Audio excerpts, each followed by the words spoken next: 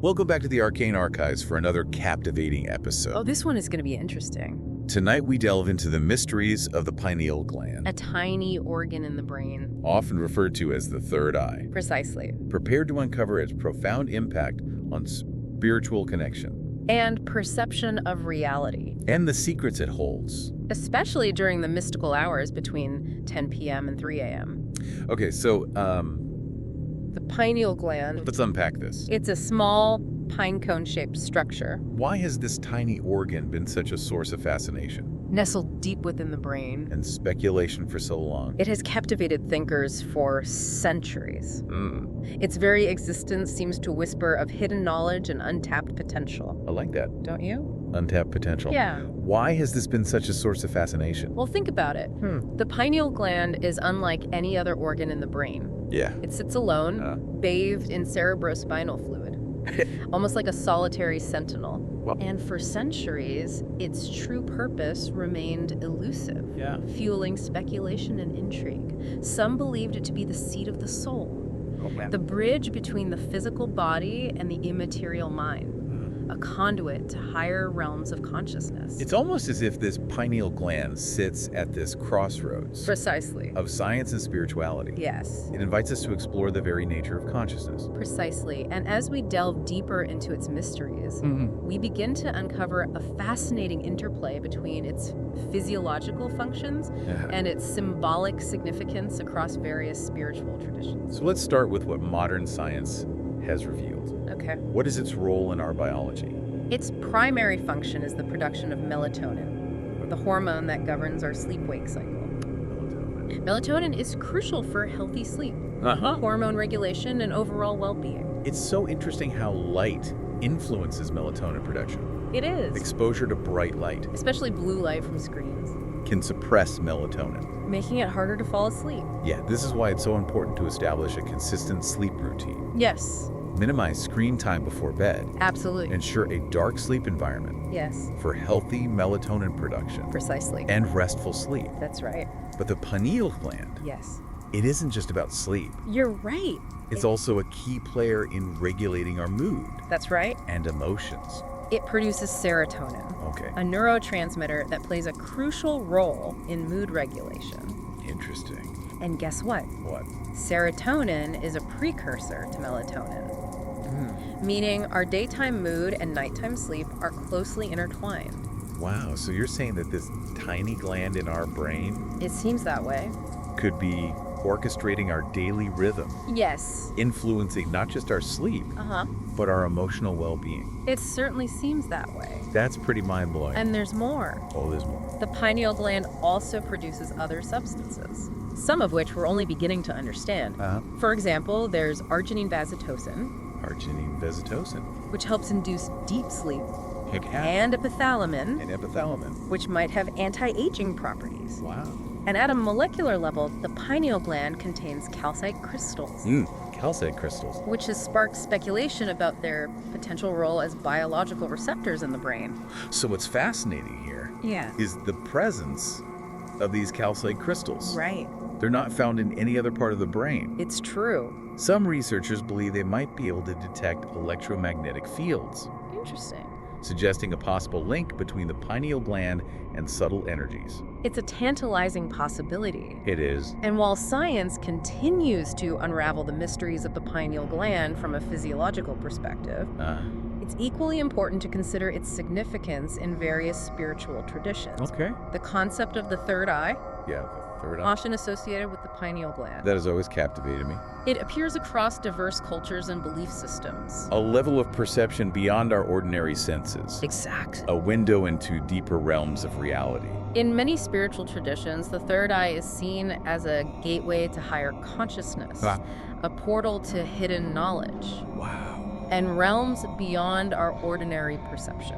Can you give us some specific examples Sure. of how this concept is viewed across different cultures? Take Hinduism, for example. Okay. The third eye is associated with the Ajna chakra, Uh-huh. located in the center of the forehead. Right. It's considered the center of intuition and spiritual insight, a pathway to enlightenment, Okay. a way to transcend the limitations of the physical world Uh-huh. and access deeper truths. So by activating the Ajna chakra, That's the belief. one could potentially unlock a higher level of awareness and understanding. And in Buddhism, the third eye is connected to inner perception. Okay. And a profound understanding of existence. It's not about supernatural powers, but about developing a deeper understanding of ourselves and the interconnectedness of all things. What about Western esoteric traditions? They associate the third eye with paranormal abilities, like clairvoyance, extrasensory perception, and the ability to perceive spiritual dimensions. It's incredible how this tiny organ, Isn't it? the pineal gland, has become such a potent symbol across so many different cultures. It is. And spiritual traditions. It speaks to the enduring human fascination with the mysteries of consciousness. Yeah. The unseen realms, and the potential for expanded perception that lies within each of us. Perhaps the pineal gland, with its unique biological features, serves as a tangible reminder of this untapped potential. You know, I've always been intrigued by the connection between the pineal gland and the ancient Egyptian eye of Horus. Oh, really? They bear such a striking anatomical resemblance. They do. Could this be a coincidence? Or does it suggest that the ancients had a deeper understanding of the pineal gland's significance? The Eye of Horus is a powerful symbol in ancient Egyptian mythology, representing protection, healing, and royal power. Okay. Its resemblance to the pineal gland suggests that the ancients may have recognized the importance of this organ, perhaps even attributing to it spiritual or mystical qualities. So this raises an important question. What's that? If the ancients recognized the power of the pineal gland, did they also have ways to activate or enhance its function? That's where things get really interesting. Okay. Many ancient cultures had practices and rituals designed to stimulate the third eye and access these expanded states of consciousness. What can you tell us about these practices? Well, they varied widely, but many involve techniques like meditation, visualization, chanting, and even the use of certain herbs and plants. Herbs and plants? Yes. Are you suggesting that there might be natural substances That's a topic that can influence the pineal gland and its function? we can delve into later, but for now, Okay. let's focus on one of the most intriguing aspects of the pineal gland. Right. Its purported connection to elevated states of consciousness, Especially during the hours between 10 p.m. and 3 a.m. those late night hours have always held a certain mystique, a sense of stillness and possibility. It's true. What is it about this particular time frame? Well, it's believed that during these hours, when the world around us quiets down and our bodies enter a state of rest, the pineal gland might facilitate access to elevated states of consciousness. These states are characterized by expanded perception, profound connection, and enhanced mental clarity. often associated with deep meditation, lucid dreaming, and even clairvoyance or extrasensory perception. That's right. So during this time, the veil between our ordinary reality It's possible. and these deeper states of awareness might become thinner. And there might be a biological basis for this. Recall that melatonin production peaks during these hours, while melatonin is primarily known for regulating sleep. Right. Some researchers believe it might also play a role in facilitating these elevated states of consciousness, Interesting. perhaps by creating a more receptive brain environment for such experiences. Makes you wonder about the nature of sleep itself. Doesn't it? Is it simply a time for our bodies to rest and recharge? Or could it be a gateway to something more profound? That's a good question. Perhaps these late night hours Perhaps. offer a unique opportunity to explore the vast potential of our consciousness. The experience of lucid dreaming, for example, offers some intriguing clues. In a lucid dream, the dreamer is aware that they are dreaming and can sometimes even control the dream's narrative. This suggests a state of consciousness distinct from both regular sleep and wakefulness, a state where the boundaries of reality seem to blur. It's as if the mind Freed from the constraints of the physical world.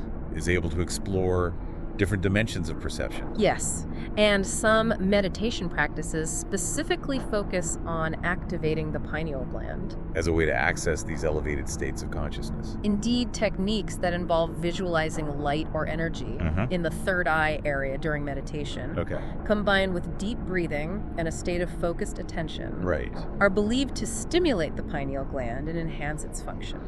So if someone wanted to explore the potential of their pineal gland, what steps could they take? Well, are there specific practices or lifestyle choices that might enhance its function? there are several things you can do to support the health of your pineal gland. Okay. And potentially enhance its ability to access these elevated states. One of the most important is managing light exposure. Yep. Reducing screen time in the hours leading up to sleep is crucial. But it's also important to consider the quality of light you're exposed to throughout the day. Spending time outdoors in natural sunlight can help regulate your circadian rhythm, optimizing melatonin production. Okay. And when you are exposed to artificial light, especially in the evening, using amber-tinted glasses can help block blue light and minimize its disruptive effects on melatonin. So it's about creating a balanced relationship with light. Exactly. Both natural and artificial. That's right. What about nutrition? Well, Are there any foods that can support pineal gland health? antioxidant-rich foods can help protect the pineal gland from damage caused by free radicals. Like Blueberries, strawberries, and leafy greens are all excellent sources of antioxidants. Got it.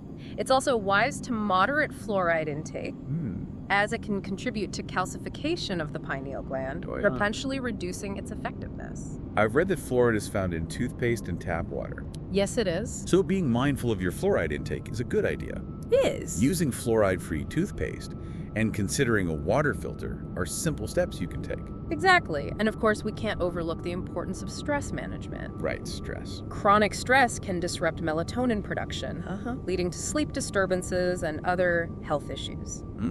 Relaxation techniques like yoga, deep breathing, and engaging in enjoyable activities are crucial. So by reducing stress, Yes, we support the healthy functioning of the pineal gland. that's right. It sounds like supporting pineal gland health. It does, doesn't it? It's really about cultivating a holistic lifestyle It is. that prioritizes balanced well-being and a connection to something larger than ourselves. Yes. But what about those more targeted practices we discussed earlier? Yeah. Like meditation and sound healing. Certainly. Can you elaborate on how those might benefit the pineal gland? Meditation techniques that specifically focus on the third eye area, visualizing light or energy in this region, can have a profound effect on the pineal gland, stimulating its activity and promoting a sense of peace and clarity. I can see how focusing on that point and visualizing light could create a sense of stillness It can. and inner peace. Yes. What about sound healing? Well, You mentioned earlier that certain frequencies might resonate with the pineal gland. yes, certain frequencies, particularly those in the solfeggio scale, are believed to resonate with the pineal gland, helping to clear blockages and enhance its vibrational frequency. Interesting. You can find many recordings online that feature these specific frequencies. Oh, wow. Experiment and see what resonates with you. So listening to certain types of music could actually benefit the pineal gland. It speaks to the interconnectedness of everything, sound, light, vibration. These are all forms of energy that can influence our physical and subtle bodies. This is all incredibly fascinating. It is. But I have to ask, is there any scientific evidence That's a great question. to support these claims about the pineal gland's connection to elevated states of consciousness and spiritual experiences? Or is this primarily the domain of spiritual traditions and esoteric beliefs? The pineal gland has long been shrouded in mystery. And while we've made significant strides in understanding its physiological functions, its role in consciousness and spiritual experiences remains largely unexplored by mainstream science. So there's still a lot we don't know. Absolutely. But that's part of what makes it so intriguing, isn't it? It is. The pineal gland invites us to explore the frontiers of human understanding, to bridge the gap between science and spirituality, and to discover the untapped potential that lies within each of us. It's almost as if the pineal gland is a key. A key. Unlocking a door to a deeper reality. A key to a realm where the boundaries of perception dissolve. Wow. Where the impossible becomes possible. And where we discover the interconnectedness of all things. It's a journey of self-discovery, a quest for enlightenment, and an invitation to embrace the mysteries of the universe. This has been an incredible journey so far. Elas. We've explored the pineal gland from its biological functions to its symbolic significance in spiritual traditions. And we've delved into the mysteries of its potential to unlock elevated states of consciousness. We have. But there's still so much more to uncover. There is. Join us in part 2, as we continue our exploration of the pineal gland. I can't wait. And its profound implications for understanding ourselves and the nature of reality itself. It's going to be fascinating, a journey of self-discovery. It is, isn't it? As we explore the pineal gland, we're essentially exploring the depths of our own consciousness. It feels like we're peeling back layers of understanding it. Yes. Both scientific and spiritual. Uh-huh. You mentioned earlier elevated states of consciousness. Right. What exactly are those states? Imagine a state of heightened awareness. Okay. Where your senses are amplified. Uh-huh. Your intuition is sharp, and you feel deeply connected to everything around you. Mm-hmm. That's a glimpse into an elevated state of consciousness. Yeah. It's a state where the boundaries of the self seem to dissolve, and you experience a sense of unity with the universe. It sounds almost mystical. It does. Like something out of a spiritual text. Right. But are these states solely the domain of mystics and spiritual seekers? Well, or are they accessible to anyone? the potential for these experiences lies dormant within each of us. It's a matter of cultivating the right conditions and engaging in practices that nurture these expanded states of awareness. What might these experiences feel like? Well, How would someone know if they were tapping into an elevated state of consciousness? the experiences can vary widely. Okay. Some people report a sense of profound peace and bliss, while others experience vivid visions or deep understanding of universal truths. Interesting. It's often accompanied by a sense of awe and wonder, a feeling of being connected to something much greater than oneself. Could you give some examples of how these states might manifest in everyday life? Certainly. Have you ever been completely absorbed in a creative activity, like painting, writing, or playing music, to the point where you lose all track of time and feel a sense of effortless flow? Yeah. That's a taste of an elevated state. Athletes often describe a similar experience where they perform at their peak. Okay. Their movements fluid and instinctive. So it's not just about spiritual experiences or mystical visions. No, it's not. These elevated states can enhance our creativity, performance, and overall sense of well-being. Precisely. You mentioned earlier that the hours between 10 p.m. and 3 a.m. might be particularly conducive to these experiences. That's right. What is it about this time frame? Well, it's a time when the world around us is quieter. The distractions of daily life fade away, and our bodies naturally enter a state of rest and repair. This creates a fertile ground for exploring the depths of our consciousness. It's almost as if during these hours, the veil between our ordinary reality and these deeper states of awareness becomes thinner. And it's during this time that the pineal gland, often referred to as the third eye, A third eye. is thought to be most active. So the pineal gland might be acting as a kind of gateway, Yes. facilitating our access to these expanded states. And remember that melatonin production peaks during these hours. Right. Melatonin. While melatonin's primary role is regulating our sleep-wake cycle, some researchers believe it might also play a role in facilitating these elevated states of consciousness. Perhaps melatonin creates a more receptive brain environment for these experiences. It's really interesting to note that many spiritual traditions emphasize the importance of these late-night hours for prayer, meditation, and spiritual practices. Yes, they do. Even if we set aside the spiritual interpretations. Yeah. The fact remains that these hours offer a unique opportunity for introspection, self-discovery, and exploring the vast potential of our consciousness. They do. You've shared so many insights about the pineal gland Thank you. and its connection to elevated states of consciousness. It's fascinating, isn't it? But what about the practical implications? Well, How can we apply this knowledge to enhance our own lives? that's a great question. What are some practical steps we can take Okay. to activate the pineal gland, or at least support its healthy functioning? It starts with recognizing that the pineal gland is not an isolated organ.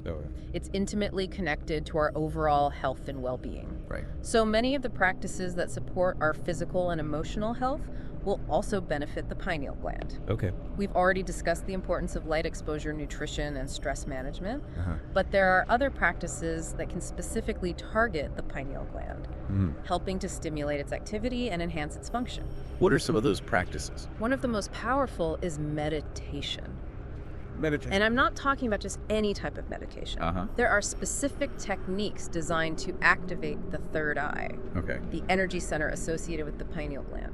Could you give us an example of one of these techniques? Certainly, one simple yet effective technique involves focusing your attention on the point between your eyebrows.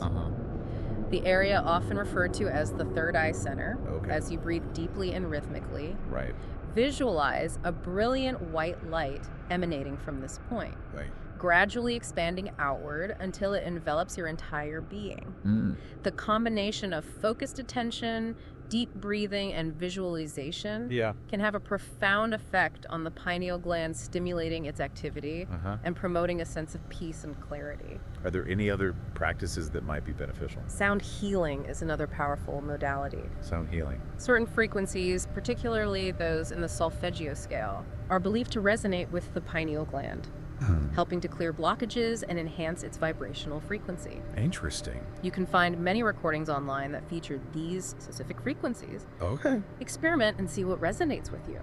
It's amazing to think that something as simple as sound could have such a profound impact on our physiology. Yes. This is all incredibly fascinating. It is. But I have to ask, is there any scientific evidence? That's a great question. To support these claims about the pineal gland's connection to elevated states of consciousness and spiritual experiences? Or is this primarily the domain of spiritual traditions and esoteric beliefs? That's a great question. Yeah. And it's one that scientists and researchers are still grappling with. The pineal gland has long been shrouded in mystery, and while we've made significant strides in understanding its physiological functions, its role in consciousness and spiritual experiences remains largely unexplored by mainstream science. So there's still a lot we don't know. Absolutely. But that's part of what makes it so intriguing, isn't it? It is. The pineal gland invites us to explore the frontiers of human understanding, to bridge the gap between science and spirituality, and to discover the untapped potential that lies within each of us. It's almost as if the pineal gland is a key. A key. Unlocking a door to a deeper reality. A key to a realm where the boundaries of perception dissolve. Yeah. Where the impossible becomes possible, and where we discover the interconnectedness of all things. It's a journey of self-discovery, a quest for enlightenment, and an invitation to embrace the mysteries of the universe. That's a beautiful way to put it. And as we wrap up this deep dive into the pineal gland, I think it's essential to remember that this is not just an intellectual pursuit. It's a personal journey of self-discovery and transformation. The pineal gland, with its connection to consciousness, intuition, and spiritual insight, invites us to look inward to explore the depths of our own being. It's about connecting to that inner wisdom that resides within each of us. That spark of divinity that transcends the limitations of the physical world. It's about awakening to a deeper reality that exists beyond our ordinary perception. It sounds like the pineal gland is not just an organ, but a symbol. I think that's a beautiful way to put it. A metaphor for our own spiritual potential. It's a reminder that we are more than just physical beings. We are beings of light and energy, capable of experiencing profound connection, love, and wisdom. Wow. And the pineal gland, in its mysterious way, points us toward that truth. It's both exhilarating and humbling. It is. To consider the vastness of what we don't yet know. Right. Especially when it comes to the pineal gland and its potential. It's true. We've covered so much ground in this deep dive. Yeah, we have. From its biological functions to its role in spiritual traditions. Right. And even its potential to unlock these extraordinary states of consciousness. Yes. But where do we go from here? That's the question, isn't it? How do we integrate this knowledge into our lives? Well, I think the key takeaway is this. Okay. The pineal gland is more than just a tiny organ in our brain. It's a symbol of our untapped potential. Yeah. A reminder that we are capable of experiencing far more than our ordinary waking reality allows. It's like this hidden doorway within us waiting to be opened. It is. But how do we actually open that door? Well, you've mentioned practices like meditation and sound healing. Right. But are there other ways to stimulate the pineal gland and access these expanded states of consciousness?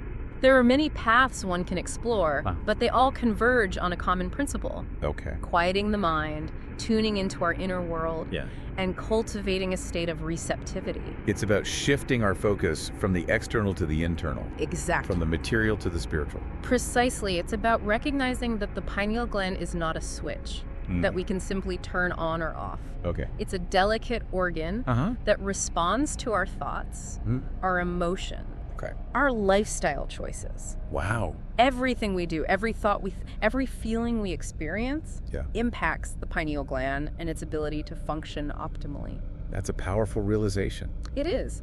It suggests that we have a profound responsibility. We do. To care for this gland, to create the conditions that allow it to thrive and fulfill its potential. Yes, but there's also a sense of empowerment in that realization. Yeah. It means that we have the power to influence our own consciousness, to shape our own reality. I'm curious, though. Yeah. If the pineal gland is so sensitive to our thoughts and emotions. Right. Wouldn't negative thoughts and emotions have a detrimental effect on its function? Absolutely. Okay. Fear, anxiety, stress, resentment. Wow. These emotions create a toxic environment within us that hinders the pineal gland's ability to operate at its full potential. They create blockages, energetic distortions that impede the flow of energy through the pineal gland and prevent it from resonating at its optimal frequency. So it's not just about engaging in specific practices, but also about cultivating a positive mental state. Precisely. Love, compassion, gratitude, joy. These emotions create a harmonious environment within us that allows the pineal gland to flourish. They nourish the pineal gland, allowing it to vibrate at a higher frequency, opening us up to greater intuition, clarity, and connection. It sounds like supporting pineal gland health. It does, doesn't it? Is truly a holistic endeavor. It is. Encompassing not just physical practices, but also mental and emotional well-being. It's about aligning all aspects of ourselves. Body, mind, and spirit, to create a harmonious symphony within. Only then can the pineal gland truly sing its song, awakening us to the full spectrum of our human potential. That's a beautiful image. Thank you. As we wrap up this deep dive, I'm left with a profound sense of awe and wonder. Me too. And a deep desire to continue exploring this path. It is a fascinating path. What advice would you give to our listeners who are embarking on their own journey of pineal gland exploration? I would say trust your intuition. Listen to your inner voice. Be patient with yourself. This is not a race to the finish line. It's a lifelong journey of self-discovery. Embrace the mysteries. Embrace the unknown. And remember, the most profound discoveries are often made not through the intellect, but through the heart. That's a wrap for today. Stay curious and see you in the next episode.